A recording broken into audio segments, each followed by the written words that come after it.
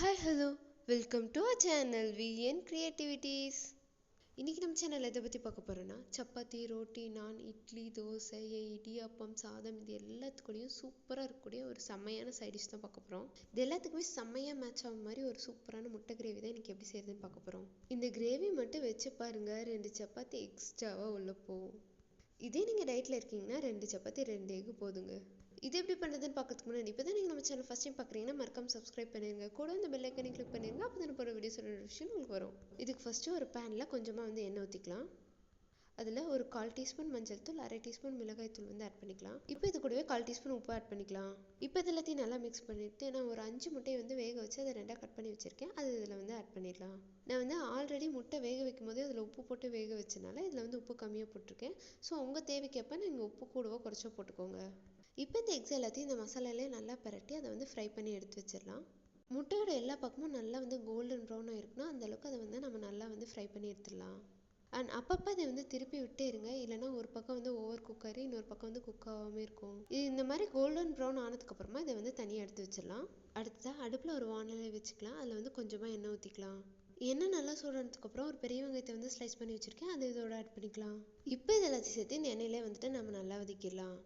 இதுக்கு வெங்காயம் நல்லா வதங்கணும். அது வதங்கி நல்லா கோல்டன் ப்ரௌனில் வரணும். அந்தளவுக்கு இதை நம்ம நல்லா வதக்கணும். ஸோ இதுக்கு நீங்கள் நல்லா தின் ஸ்லைஸாக போட்டிங்க அப்படின்னா அதை சீக்கிரம் வதங்கும். பெருசாக போட்டிங்க அப்படின்னா வதங்கிறதுக்கு ரொம்ப நேரம் ஆகும். பாருங்கள், வெங்காயம் எந்த அளவுக்கு நல்லா வதங்கியிருக்கு அப்படின்ட்டு. நம்ம போட்ட குவான்டிட்டியில் இப்போ பாதி தான் இருக்குது. ஆனால் இதோட கலர் பாருங்கள் எந்த அளவுக்கு சேஞ்ச் ஆயிருக்குன்ட்டு. இந்தளவுக்கு நல்லா வெங்காயம் வதங்கியிருக்கணும். இப்போ இதில் நான் ஒரு தக்காளி ஆட் பண்ணுறேன். தக்காளி இது மாதிரி குட்டி குட்டியாக ஸ்லைஸ் பண்ணி ஆட் பண்ணிக்கோங்க.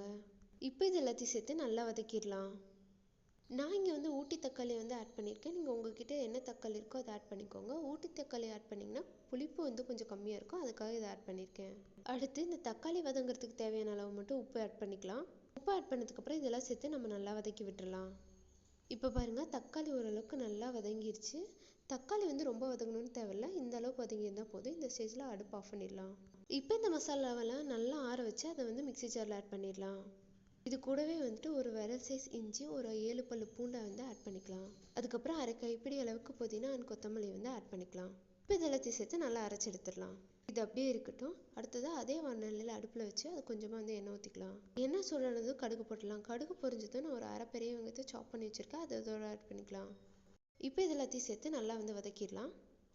வெங்காயத்தை இந்த எண்ணெயிலே நல்லா வதக்கிடணும். இது நல்லா ப்ரௌன் கலரில் ஆகணும். அந்தளவுக்கு இதை நம்ம நல்லா வதக்கிடணும். பாருங்கள், இந்த வெங்காயம் எந்த அளவுக்கு நல்லா ப்ரௌன் கலர் ஆயிருக்கு அப்படின்ட்டு. இந்த அளவுக்கு நீங்கள் இதை நல்லா வதக்கிடணும். அடுத்ததாக இதில் நம்ம அரைச்சி வச்சுருக்க பேஸ்ட்டை ஆட் பண்ணிடலாம். பேஸ்ட்டை ஆட் பண்ணிட்டு அதை நல்லா நம்ம மிக்ஸ் பண்ணி விட்டுடலாம். இந்த பேஸ்ட் இந்த எண்ணெயிலே நல்லா வதங்கணும். அந்த மாதிரி இதை நம்ம நல்லா மிக்ஸ் பண்ணி விட்டுடலாம். இப்போ இதில் 1/4 டீஸ்பூன் மஞ்சள் தூள், 1/2 டீஸ்பூன் மிளகாய் தூள் and 1 teaspoon garam masala add பண்ணிடலாம். ஆட் பண்ணிட்டு இது எல்லாத்தையும் சேர்த்து இந்த பேஸ்ட்டோட நல்லா மிக்ஸ் பண்ணி விட்டுடலாம். இந்த ஸ்டேஜில் அடுப்பை லோ ஃப்ளேமில் வைங்க, அப்போ தான் அடி பிடிக்காமல் இருக்கும். இந்த மசாலாவை எப்படியோ ஒரு 2லேருந்து 3 நிமிஷம் நல்லா மிக்ஸ் பண்ணிடலாம். அதுக்கப்புறமா இந்த கிரேவிக்கு தேவையான அளவு தண்ணி ஊற்றிடலாம். உங்களுக்கு எந்த அளவுக்கு கிரேவி வேணுமோ அந்த அளவுக்கு நீங்கள் தண்ணி ஊற்றிடுங்க.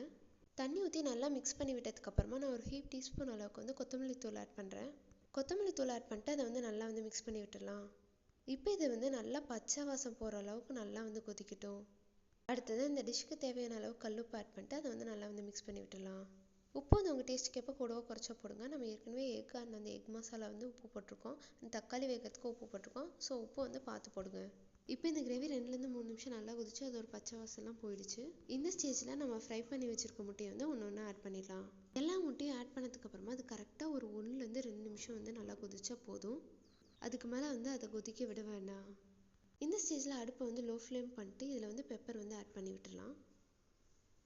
கடைசியாக இதுக்கு மேலே கொஞ்சமாக கஸ்தூரி மேத்தியை தூவி அடுப்பை ஆஃப் பண்ணிடலாம். அவ்வளோதாங்க, நம்ம முட்டை கிரேவி சூப்பராக ரெடி ஆயிடுச்சு. நல்லா சுட சுட சப்பாத்தியை போட்டு அது கூட இந்த முட்டை கிரேவி வச்சு, முட்டையில் ஒரு பீஸ் சப்பாத்தியில் ஒரு பீஸ், இது ரெண்டையும் அந்த கிரேவியில் டிப் பண்ணி வாயில் போட்டால் வேறு லெவலில் இருக்குங்க. இது நீங்கள் அனுபவித்து பார்த்தா மட்டும்தான் புரியும். ஸோ இதை செஞ்சு பாருங்கள். செஞ்சு பார்த்து எப்படி இருந்ததுன்னு எனக்கு கமெண்ட்டில் சொல்லுங்கள். இந்த வீடியோ பிடிச்சிருந்தா லைக் பண்ணுங்கள், ஷேர் பண்ணுங்கள், கமெண்ட் பண்ணுங்கள், மறக்காமல் சப்ஸ்கிரைப் பண்ணிடுங்க. தேங்க்யூ ஃபார் வாட்சிங். Bye bye.